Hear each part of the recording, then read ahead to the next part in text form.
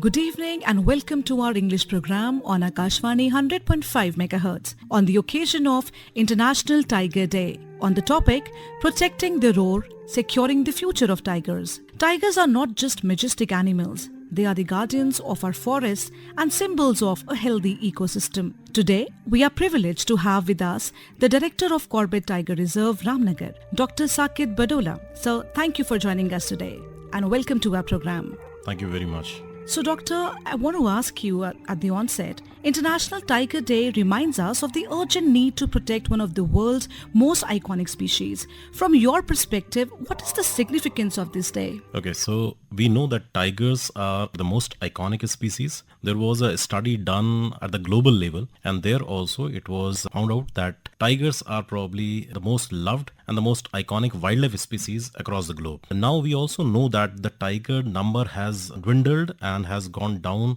drastically in last century or so. There is a study which says that up to 90% of the range of tiger has declined. So that's why conserving tiger, celebrating an international day for tiger becomes very important. So the background of this is what happened was that in 2010, there was a global tiger summit, which was organized in St. Petersburg, Russia, and on the plight of tiger and how to save it. So there were few decisions which were taken and they were very historic and path breaking. So one was that we need to double tiger number by next global tiger summit, which was somewhere around 10 to 12 years from that. So one step which was taken that we need to double that. Second was that 29th of July, which is today, would be celebrated across the globe as a global tiger day, which is primarily to bring notice towards the plight of tiger, to bring all our efforts on tiger conservation on one platform, to bring communities working for tigers together, and all the stakeholders needs to work in alignment. So that was the purpose of that. And since then, we have been celebrating 29th of July as a global tiger day across the world and especially in tiger range countries. So this is very important to spread awareness also about tiger conservation and also to have a look of what we are doing, where we are and how we are progressing in tiger conservation. Definitely, sir. And you just mentioned about the role of communities as well. And I think communities play a very vital role. So my next question would be like communities living around forests are vital partners in conservation. So how is Corbett Tiger Reserve working with the local communities to promote the peaceful and coexistence while protecting the livelihoods? See, if we need to protect tiger or any wild species, communities play a very major role in protecting that. And especially in a place like India, where we have the highest number of human beings also, and we also have highest number of tigers anywhere, any country in the world. So this becomes very important, and we very intentionally and in a very planned way, we do involve communities regularly in each and every aspect of conservation. And we also make sure that the benefits of conservation should also flow back to the communities. So we are working with communities in several fronts. There are several communities, they've been organized in the form of eco-development committees. So we work through these EDCs, which we call, and we create several livelihood opportunities for the communities so that at least the benefit of conservation should also flow to them. Also, we have a large group of villagers who are working with us in several forms. Maybe they are working as forest guards, maybe they are working as daily wagers, they are working as nature guides, which is mandatory to take a nature guide when you are going for a safari inside a tiger reserve or say, for example, Corbett Tiger Reserve.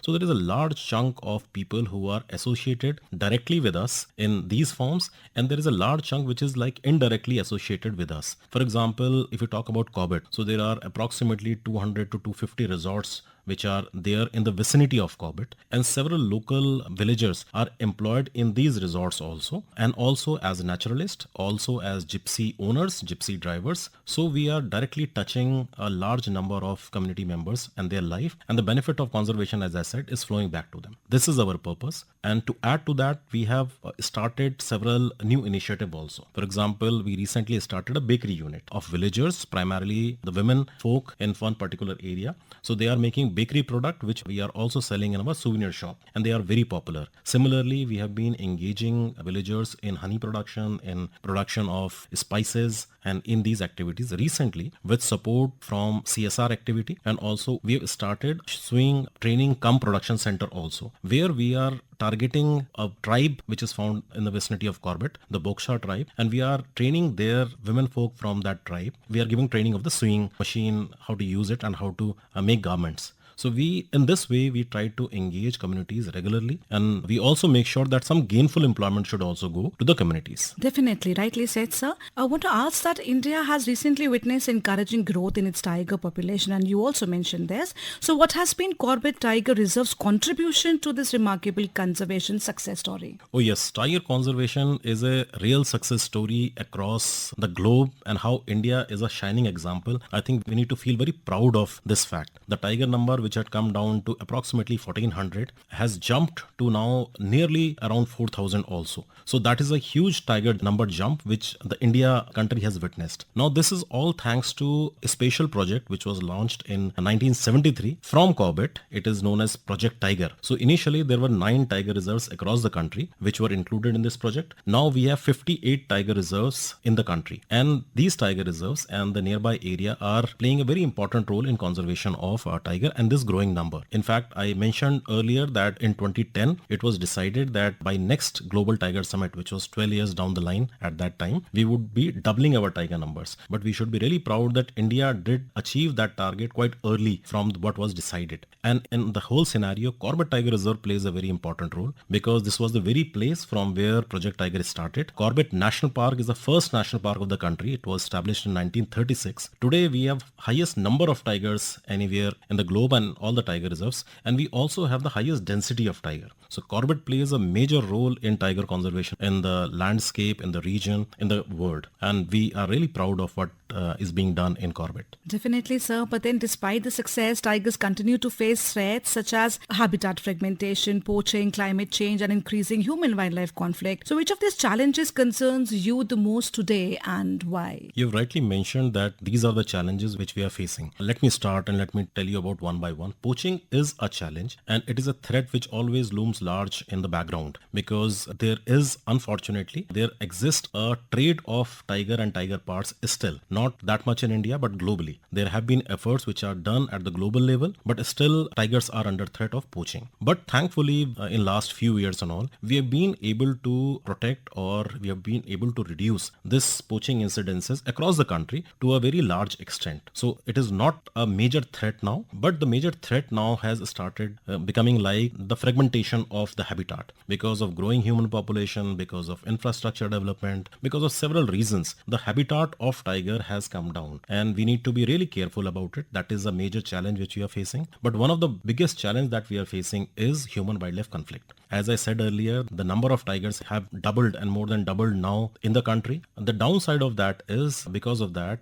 human wildlife conflict has also increased in tiger habitat. So that has become a major challenge for us. For Forest Department, the problem is twofold. First, we need to stop any retaliatory killing, which sometimes happen if there is a conflict situation, because then villagers also retort back. So we need to protect that because we are conserving tiger numbers, which is now a critically endangered species. But on the other hand, we also need to be a shield between animal and human beings, because ultimately we also want to save human beings from any such negative interaction that happens between human and tiger. So that has become a major challenge for us, and because of on which all of us, means Government of India, Government of Uttarakhand, Forest Department, they are continuously working, and there have been several approaches to that. For example, I'll just narrate that first, what we have done is we have a very proactive approach, which means we are protecting our environment, we are protecting the corridors, we are improving the quality of the forest and the corridors so that animals, or tigers especially, they don't venture out, so that there is any negative interaction, the possibility of it can be reduced. We are also working with communities so that people don't venture into the forest unnecessarily, otherwise then the chances of human wildlife conflict increases. But in case something happens, unfortunately, we have a very good rescue and rehabilitation, a very good response team which gets activated immediately, and we either remove that animal from that area or we temporarily manage that situation so that human wildlife conflict situation can be managed. So these are the challenges which we are facing, out of which I will again emphasize that human wildlife conflict has become a major challenge as the number of tigers are increasing. Definitely, so I believe that the Forest Department is really putting its heart and soul to manage this challenge. However, if we talk about technology, wildlife conservation has become increasingly technology driven as well. So how are innovations such as the camera traps, the GPS tracking, the drones, and the artificial artificial intelligence and digital surveillance transforming tiger protection in Corbett? Yes, technology has become a very important tool which is helping us in managing the tiger conservation efforts, in managing habitat, in managing anti-poaching activities, and also helping us during the human-wildlife conflict situations. And it is touching almost every aspect of tiger and wildlife conservation as on today. I'll just give you a few examples. For example, the tiger census. It is a technology, it is a method how we count tigers. So that is completely dependent on camera trapping now, because we all know that each and every tiger has a different stripe pattern. The stripe pattern of a tiger is like a fingerprint, that every tiger has this unique pattern. We put automatic cameras, which are known as camera trap, across the landscape, which take all the photographs. We get all those photographs using now machine learning and artificial intelligence. These photographs are segregated, and finally we come down to the number of animals